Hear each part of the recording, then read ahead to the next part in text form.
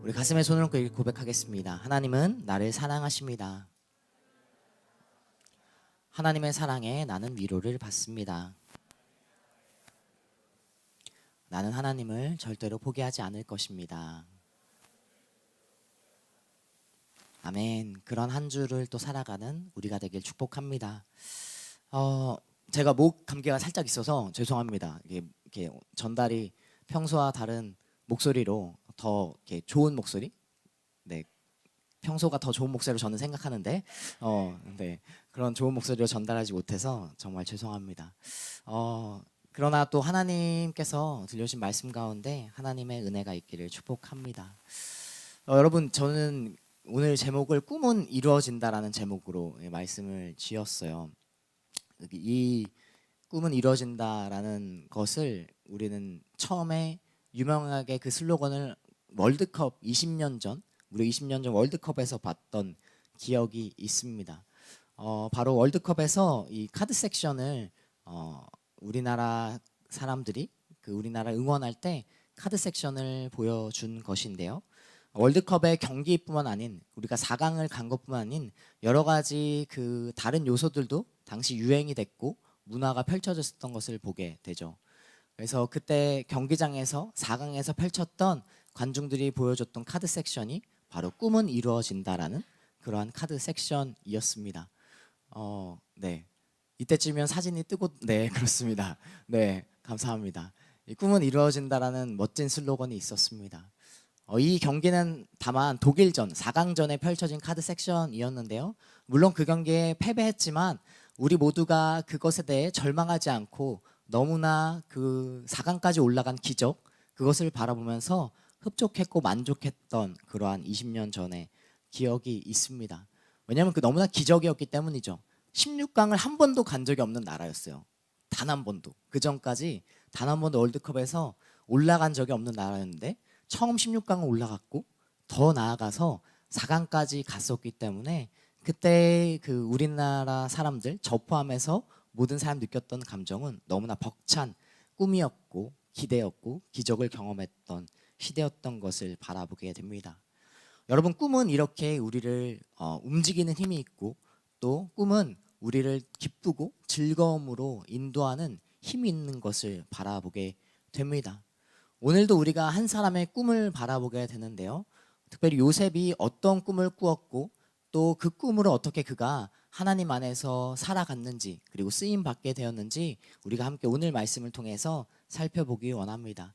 우리 오늘 말씀 1절부터 3절까지 말씀을 다시 한번 같이 보기 원합니다. 함께 읽겠습니다. 야곱은 자기 아버지가 야곱의 가족에 관한 이야기는 다음과 같습니다. 요셉은 소년이었는데 자기 형들과 함께 양치는 일을 했습니다. 요셉은 자기 아내진 아내들인 비라와 실바가 낳은 아들들을 도왔습니다. 요셉은 형들의 잘못을 보면 그대로 자기 아버지에게 전했습니다. 이스라엘이 그 늙음하게 요셉을 얻었기에 다른 아들들보다 그를 더 사랑했습니다. 그래서 그에게 귀한 옷을 지어 입혔습니다. 아멘. 자, 야곱의 패밀리가 등장합니다. 이제 나이가 많은 야곱입니다. 요셉이 17세 때라고 나오는데요. 이때를 계산해 보면 야곱은 108세의 나이를 기록하고 있었습니다. 이제 정말 노년의 시간을 보내고 있었죠. 그의 부인 라헬과 레아 그리고 첩인 비라와 실라 이 네 명의 여인들을 두고 무려 12명의 아들을 그가 낳게 됩니다. 12명뿐만 아닌 많은 종을 거느리는 야곱의 패밀리 큰 세력이 되는 것을 알게 됩니다. 그리고 지난주 말씀을 통해서 그가 세겜 땅에서 이제 떠나서 고향에 왔다라는 말씀이 1절에 기록되어 있는 것을 바라보게 됩니다. 이제 그 땅에서 아버지가 살던 땅에서 인생의 후반부를 보내는 야곱이었습니다. 그런데 그 야곱의 후반부 인생 가운데 그가 어리석게 지혜롭지 않았던 행동을 하나 보여주게 됩니다. 자기 아버지 이삭이 에서를 사랑했던 것처럼 그리고 어머니 리브가가 야곱 자신을 사랑했던 것처럼 나눠져서 편애를 하는 모습을 그가 겪었는데도 야곱 역시 한 아들 요셉을 편애하는 모습을 그러한 실수의 반복을 하는 것을 바라보게 됩니다. 이 3절에 이야기 나오듯이 귀한 옷을 지어 입혔다라고 나오는데요. 개역 개정에는 채색 옷이라고 나오죠. 이 채색 옷 그리고 귀한 옷은 그때 당시 그 세력 가운데 가정 가운데 두 사람만 입을 수 있는 옷이었습니다. 첫 번째는 리더인 야곱이 입을 수 있는 그런 옷이었고, 두 번째는 후계자가 입을 수 있는 옷이었어요. 그런데 요셉에게 그 옷을 입혔다라고 나오는 것이죠. 요셉은 12명의 아들 중에 11번째 아들이었는데, 그리고 그것을 대놓고 그냥 다른 아들의 상심과 상관없이 이 아들에게, 요셉에게 그 귀한 옷을, 채색 옷을 짜서 그에게 준 것을 말씀은 기록하고 있습니다. 오늘날로 따지면 이런 거죠. 많은 형제들이 있어요. 막 10명의 형제들의 대가족 집안이 있는데 한 명에게만, 한 아들에게만, 한 딸에게만 명품 옷을 사준 거예요. 얼마나 다른 형제들, 다른 자매들은 박탈감이 들겠어요. 저도 조카가 셋이 있어서 이 조카들한테 선물할 때 꼭 원칙을 지키고 원칙을 가지고 사는 그 원칙이 있습니다. 무엇일까요? 맞아요. 반드시 똑같은 선물, 똑같은 색상, 똑같은 크기의 선물을 줘야 다른 한 사람 말고, 그러니까 다른 한 사람이 다른 물건을 받게 되면 다른 두 사람은 그것을 비교하기 시작하고 박탈감을 느끼기 때문에 반드시 조카나 어린 아이에게 선물할 때는 저는 같은 선물, 같은 색상, 모든 것이 똑같은 것을 주곤 합니다. 그런데 야곱은 너무나 어리석게 그리고 지혜롭지 못하게 그가 오늘 행동하는 것을 보게 됩니다. 야곱은 왜 이렇게 행동했을까요? 뭐 심정상 이해가 가는 부분은 있습니다. 왜냐하면 요셉이 라헬의 아들이었기 때문에 그래요. 야곱이 가장 사랑했던 라헬의 아들이었기 때문에, 그리고 이 창세기 35장 조금 앞에 보면 그 라헬이 죽게 되거든요. 라헬이 죽게 되고 이 아들 요셉과 라헬의 아들인 요셉과 베냐민은 어머니가 없는 상태였기 때문에 그렇습니다. 심정상 이해가 가지 않는 것은 아니나, 그러나 다른 형제들이 박탈감을 느끼고 상처를 받게 되는 것은 분명했어요. 그것만이 이유가 아닌 것을 우리는 알게 됩니다. 어떤 것 때문에 그가 이렇게 어리석게 행동하는가? 우리 창세기 35장 11절과 12절 말씀을 우리 이전의 말씀이지만 한번 같이 읽도록 하겠습니다. 함께 읽겠습니다. 하나님께서 그에게 말씀하셨습니다. 나는 전능한 하나님이다. 너는 자식을 많이 낳고 번성하여라. 한 민족과 여러 민족들이 내게서 나올 것이며 왕들이 내 몸에서 나올 것이다. 내가 아브라함과 이삭에게 준 땅을 내게 주고 또한 내 자손에게 이 땅을 주겠다. 아멘. 자, 하나님이 야곱에게 약속해준 그리고 언약의 말씀이었죠. 그리고 28장에서 그가 베델에서 봤던 하나님의 환상, 그것을 통해서 약속해 주신 말씀이기도 합니다. 우리가 오늘 요셉의 꿈을 볼 테지만 그 이전에 꿈을 꾼 사람이 있었죠. 바로 누구죠? 야곱입니다. 베델에서 꿈을 통해서 하나님의 환상을 봤던 사람이었어요. 그는 그 꿈을 위해 평생을 달려왔어요. 평생 동안 그 꿈을 이루기 위해서 하나님의 꿈을 품고 살아왔던 사람이 바로 야곱이었습니다. 그런데 야곱은 이제 이렇게 생각하는 것이죠. 우리가 읽었던 말씀처럼 하나님의 그 꿈이, 하나님께 주신 그의 꿈이 다 이루어졌다라고 생각하기 시작한 거예요. 자식을 많이 낳았고, 그리고 고향 땅에 돌아와서 정착한 그에게 읽었던 말씀처럼 아브라함과 이삭에 준 땅을 내게 주고 내 자손에게 이 땅을 주겠다, 그런 하나님의 약속이 이루어졌고 많은 자손을 허락한 그 상황을 보면서 그는 하나님의 꿈을 잃어버리기 시작했습니다. 그에게는 이제 꿈이 없었어요. 그렇게 하나님의 꿈을 내려놓은 채 자신이 이룬 것을 돌아보는 그 인생길이 그 자신이 이룬 것을 돌아보는 시점에 이룬 것이죠. 당시 자녀는 어떠한 의미였나요? 경제력의 기반 중 하나였고 중요한 재산이었고, 그리고 자녀가 많다는 것은 곧 그 세력이 강하다는 것을 이야기했습니다. 그리고 아버지의 위엄과 권위를 나타내는 것이었어요. 그렇게 야곱은 하나님의 꿈이 사라진 채 자신이 가진 것을 돌아보기 시작해요. 살아가는 이유가 이제 하나님의 꿈이 아니라 자신이 가진 것을 돌아보고 그것에 흡족해하는 삶을 살아간 것이죠. 자신의 소유 중 가장 아끼는 것, 가장 자기가 사랑하는 것이 무엇이었나요? 요셉이었기 때문에 그는 하나님의 꿈을 잃어버린 채 편애하는 그러한 시간을 갖게 되는 것이죠. 편애하는 것은 어떻게 보면 그 하나님의 꿈을 잃어버린 채 살아가기 시작했을 때 자신의 것을 돌아보고 자신의 소유를 돌아봤을 때 그에게 그 실수가 지혜롭지 못한 행동이 나오는 것을 바라보게 됩니다. 이유 말씀을 통해서 너무나 그가 어떻게까지 생각했는지 말씀이 잘 나오는 말씀이 37장 34절과 35절의 말씀에 기록되어 있습니다. 34절과 35절 말씀 같이 읽겠습니다. 야곱이 자기 옷을 찢고 베옷을 입고 여러 날 동안 그 아들을 위해 슬피 울었습니다. 그의 아들 딸들이 다 와서 그를 위로하려고 했지만 그는 위로받기를 거절하며 말했습니다. 아니다, 내가 슬피 울며 내 아들을 만나러 음부로 내려갈 것이다. 그는 자기 아들을 위해 슬피 울었습니다. 아멘. 자, 요셉이 죽었다고 생각하자 야곱은 어떠한 행동을 하나요? 매우 슬퍼하죠. 그것까지는 이해가 갑니다. 그러나 어떠한 표현까지 하냐면 자신이 아들을 만나러 음부로 내려갈 것이다라고까지 표현합니다. 음부는 신약에 있어서는 지옥을 뜻하는 단어입니다. 하나님이 부재하는 곳이죠. 하나님이 존재하지 않는 곳입니다. 물론 그 상처, 그 아픔을 표현한 그의 그 표현법일지라도 그러나 그에게는 그게 이제 너무나 중요했던 거예요. 하나님의 꿈보다 하나님의 꿈을 위해 살아갔던 지난 인생보다 지금 시점에서 자신이 소유했고 자기가 가장 아끼는 어떻게 보면 자신의 권위와 위엄을 나타내는 요셉이라는 그 자녀가 그에겐 너무나 이제 소중한 것이죠. 그에게는 이제 하나님의 꿈을 품고 살아가는 것이 아닌 인생이 되었던 것을 바라보게 됩니다. 그러나 사실 생각해보면 하나님의 꿈을 그가 다 이루었나요? 그렇지 않습니다. 108세의 나이, 적지 않은 나이지만 이후 말씀을 통해 보게 되면 그가 147세까지 사는 것을 바라보게 돼요. 40년의 시간이 아직도 더 남아 있었고 그리고 말씀을 통해 알게 되는 것은 그의 아들들이 그렇게 선하지 않았다는 것을 바라보게 돼요.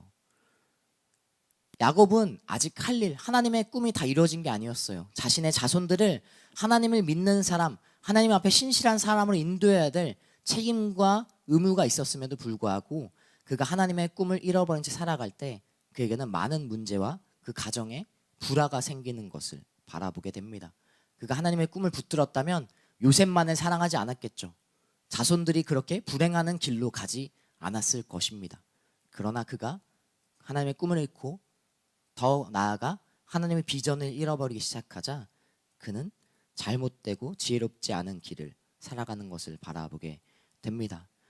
여러분, 우리는 하나님의 꿈을 품고 살아가야 됩니다. 하나님의 꿈을 품고 살아갈 때 우리는 이러한 실수와 지혜롭지 않은 행동들을 버릴 수 있는 것이죠. 하나님의 꿈이 있다면, 하나님의 비전을 품고 살아간다면 우리는 자신의 소유만을 돌아보는 것이 아니라 자신의 것을 돌아보는 그러한 실수를 범하는 것이 아니라 하나님의 비전을 품고 계속해서 나아갈 수 있는 하나님의 자녀가 될 수 있는 것입니다. 저는 여러분이 하나님의 비전을 품고 살아가는 사람이 되기를 축복합니다. 저는 여러분이 하나님의 비전을 품고 가정을 변화시키는 사람이 되기를 축복합니다. 믿지 않은 가정이 있다면 꿈을 꾸고 하나님의 비전을 품고 살아가야 되는 것이죠. 그냥 그 현실에 지금 상황에 지금 내가 안주하고 내가 지금 처해 있는 상황에 그냥 굴복하는 것이 아니라 하나님의 비전을 품을 때 그 가정에 대한 변화의 소망, 복음의 소망이 여러분 가운데 일어나는 것입니다. 저는 여러분이 하나님의 비전을 품고 직장에서 여러분을 어렵게 하는 상사가 있다면 그 상사를 변화시키는 하나님을 믿는 사람을 변화시키거나 그 사람을 하나님의 성품으로 인도하는 여러분이 통로가 되기를 축복합니다. 그것이 바로 우리에게 주어진 하나님의 비전의 사람인 것이죠. 야곱처럼 그 인생의 후반부에 멈추는 것이 아니라 나이가 많다고 인생의 후반부라고 아니면 상황이 어쩔 수 없다고 세상이 어쩔 수 없다고 지금 시대가 이렇다라고 그냥 멈추는 것이 아닌 하나님의 비전을 품고 살아가는 여러분 되시길 축복합니다. 제 주변에 한 형제가 있었습니다. 한 형제가 20살까지 이제 축구 선수의 길을 걸어가던 친구였어요. 국가대표 상비군에 소속돼 있던 친구였고 정말로 실력이 뛰어났던 친구였습니다. 그런데 20살 때 그가 불의의 사고를 당합니다. 두 발 양쪽에 인대가 다 완전히 손상되는 사고를 겪게 되는 것이죠. 그러나 그 과정에서 하나님을 만나게 됐고 하나님을 만나면서 그가 다짐했던 하나님 안에서 품었던 비전이 있어요. 그가 정치로 대통령이 되자라는 꿈을 품기 시작했습니다. 20살까지 단 한 번도 책을 제대로 펴본 적이 없는 친구였어요. 그런데 그가 20살 때부터 재수하고 하나님의 꿈을 붙들고 비전을 품고 살아가기 시작하자 정말로 1년 뒤에 그가 꿈을 향해 진치로 나아가는 모습이 있었고, 오늘날까지도 정치 쪽에 입문해서 축구 선수 상비군이었는데 그러한 삶을 살아가는 것을 바라보게 됩니다. 하나님의 비전을 품은 사람은 살아가는 힘이 다른 것이죠. 시대가 어떻든 상황이 어떻든 그러한 삶이 우리의 삶이 되기를 축복합니다. 그러한 야곱은 그러한 꿈을 잃어버리기 시작했고, 그리고 그 꿈을 이어받은 한 사람이 등장하게 됩니다. 우리 4절부터 8절까지 말씀을 함께 읽도록 하겠습니다. 같이 읽겠습니다. 그의 형들은 아버지가 자기들보다 요셉을 더 사랑하는 것을 보고 요셉을 미워해 그에게 다정한 인사말조차 하지 않았습니다. 한 번은 요셉이 꿈을 꾸고 그것을 자기 형들에게 말했습니다. 그 때문에 그들이 요셉을 더 미워했습니다. 요셉은 그들에게 이렇게 말했습니다. 제가 꾼 꿈 이야기를 들어보세요. 우리가 발 가운데서 곡식단을 묶고 있었어요. 그런데 제가 묶은 단이 일어나 똑바로 섰어요. 그러자 형님들이 단이 제단을 둘러서서 절을 하는 것이었어요. 형들이 그에게 말했습니다. 내가 정말 우리의 왕이 되며 내가 정말 우리를 다스리겠다는 것이냐. 형들은 요셉의 꿈과 그가 한 말 때문에 요셉을 더욱더 미워했습니다. 아멘. 하나님은 꿈을 잃어버린 사람이 그 가운데 있자 다른 사람에게 하나님의 꿈을 심어주기 시작합니다. 바로 요셉입니다. 요셉이 하나님의 꿈을 꾸고 그리고 그 꿈을 품고 살아가기 시작합니다. 그 꿈의 내용은 어렵지 않았어요. 단순했습니다. 이 꿈을 풀어보면 형제들이 요셉에게 절을 하게 되는, 요셉이 형제들보다 높은 지위에 올라가는 그러한 꿈의 내용이었습니다. 형제들의 입장에선 어땠을까요? 얼마나 요셉이 꼴보기 싫었겠어요. 2절에 나오듯이 아버지에게 형제들의 잘못을 이렇게 이루고, 그리고 혼자만 명품 옷 입고 혼자만 그런 호의호식을 누리는 이쁨을 받는 요셉이 정말로 꼴보기 싫었을 것입니다. 그리고 꿈 얘기를 한다는데 그것이 자신들이 다 요셉 앞에 무릎을 꿇게 될 것이다, 이러한 내용을 하는 요셉을 형제들은 미워할 수밖에 없었어요. 사실 이거는 오래된 예전부터 예정된 일이었던 것을 우리가 바라보게 돼요. 왜냐하면 레아의 아들과 라헬의 아들들의 사이가 좋았을 리가 만무하기 때문입니다. 창세기 30장 15절에는 이런 말씀이 나와요. 제가 읽겠습니다. 레아가 라헬에게 말했습니다. 내가 내 남편을 빼앗아 간 것도 모자라서 이젠 내 아들이 가져온 자기 나무까지 빼앗아 가려고 하니, 라헬이 레아에게 대답했습니다. 언니의 아들이 가져온 자기 나무를 제게 주면 그 대가로 오늘 밤에는 남편이 언니와 잠자리를 같이 하게 될 거예요. 라는 이 30장 15절의 말씀이 있습니다. 이 15절 말씀 한 편을 단편적으로 읽었지만 여러분이 30장 1절부터 읽게 되면 이 두 여인의 치열한 전쟁이 나옵니다. 내가 아들을 낳아야만 되는, 그리고 야곱을 마치 두고 엄청나게 경쟁하는 라헬과 레아의 모습이 나와요. 첩을 줘서라도 어떻게든 내가 아들을 낳겠다, 그 아들을 내가 데려오겠다 라면서 어떻게든 사랑을 내가 더 사랑을 받아야겠다라는 이 라헬과 레아의 치열한, 어떻게 보면 전쟁이, 두 여자의 전쟁이 기록되어 있는 것을 바라보게 됩니다. 그러나 이야기했듯이 35장에 라헬이 죽게 됩니다. 그 이후부터는 어떻게 됐을까요? 그리고 자신보다 형들이었던 요셉과 베냐민보다 라헬의 아들이었던 형들은 아마 요셉을 굉장히 괴롭혔을 거예요. 이러한 사건이 아니더라도 요셉은 굉장히 어려운 상황 속에 있던 것이 분명합니다. 유일하게 아버지가 그의 대화의 상대였고 아버지에게만 유일하게 털어놓을 수 있는 상황이었다라는 것이죠. 그런데 꿈을 꾸게 됩니다. 당시 꿈이라는 것은 단순한 것이 아닌 하나님의 계시로 받아들여졌던 시대였기 때문에 요셉은 그 꿈을 꾸자 너무나 기뻤던 거예요. 내가 지금 이렇게 억울하고 아빠가 없을 때, 야곱이 없을 때 형들이 얼마나 나를 괴롭히는데, 그러한 상황 속에 하나님께서 주시는 꿈은 너가 다른 형들보다 더 높은 위치, 그리고 형들이 너에게 무릎을 꿇을 것이다 라는 꿈이 그에게 보여진 것이죠. 그래서 요셉은 물론 이 말을 한 것에 대해, 이 꿈의 내용을 요셉이 말을 한 것에 대해 지혜롭다 지혜롭지 않다 여러 의견이 있지만, 그러나 참을 수 없었던 거예요. 너무나 통쾌했던 것이죠.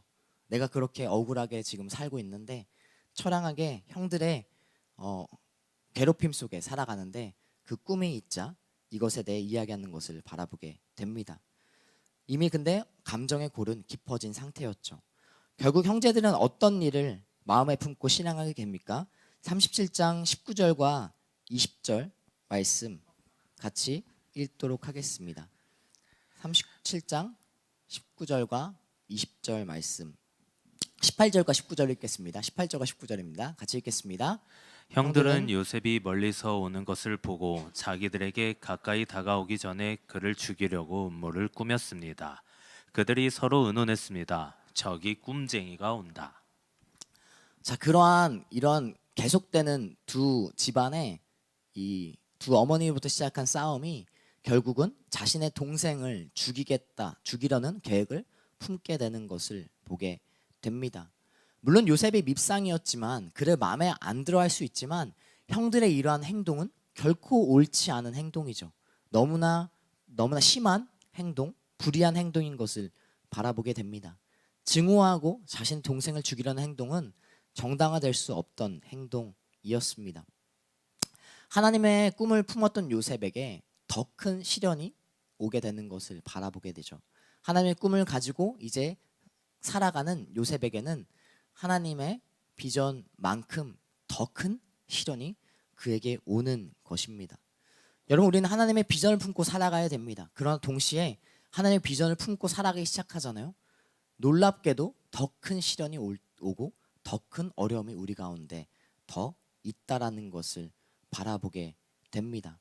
하나님의 비전을 품고 살아가는 사람에게 어려움은 이상한 것이 아닌 것을 우리는 이 말씀을 통해 기억해야 돼요. 하나님의 비전을 품고 살아갈 때 여러분, 어려움이 온다고 해서 그것이 때로는 정말로 고난과 여러분을 방해하는 장애물이 온다고 해서 그 비전을 포기하지 않는 여러분 되시길 축복합니다. 말씀은 그것이 당연한 것처럼 이야기하고 있어요. 그리고 하나님의 비전을 품고 살아갔던 많은 성경의 인물들이 비전을 품고 살아갈 때 동시에 많은 어려움을 겪는 것을 우리는 너무나 잘 보게 됩니다. 신약의 예수님 이후에 하나님 비전을 품었던, 정말로 그 신약에 많은 서신서를 적었던 바울 역시 그러했죠. 리더모임 때 나눴지만 바울이 가는 곳마다, 바울이 복음을 전파하는 곳마다 그 복음을 듣고 복음을 받아들인 곳에서 오히려 박해가 더 심하게 오는 것을 바라보게 됩니다. 우리 사도행전 13장 49절과 50절 말씀을 같이 읽도록 하겠습니다. 사도행전 13장 49절과 50절 말씀입니다. 그리하여 주의 말씀이 그 지방 전체에 두루 퍼졌습니다.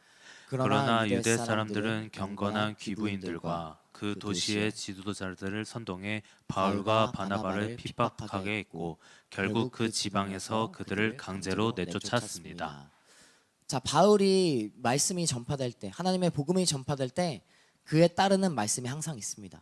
49절 50절처럼 두루 퍼졌는데 항상 바로 뒤에 그들을 대적하는 세력이 나타났다.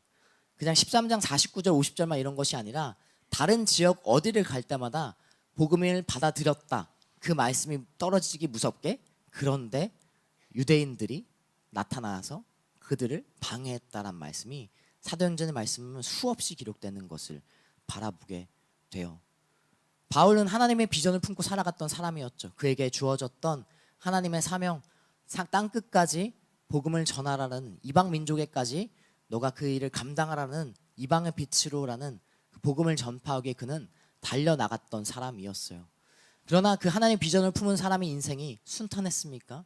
그렇지 않습니다. 더 많은 방해, 더 그것에 상응하는 정말로 큰 장애물이 그 가운데 있었던 것을 바라보게 됩니다. 하나님 비전을 품기로 작정한 여러분, 하나님 안에서 비전을 품고 살아갈 때 여러분 방해와 어려움이 있더라도 포기하지 않는 여러분 되시길 축복합니다. 비전의 사람에게는 힘이 있어요. 그것을 극복할 수 있는 힘이 있습니다. 그것을 극복할 수 있는 힘이 비전의 사람인 것을, 하나님에게 달려있음을 고백하며 그것을 극복해 나아가는 여러분 되시길 축복합니다.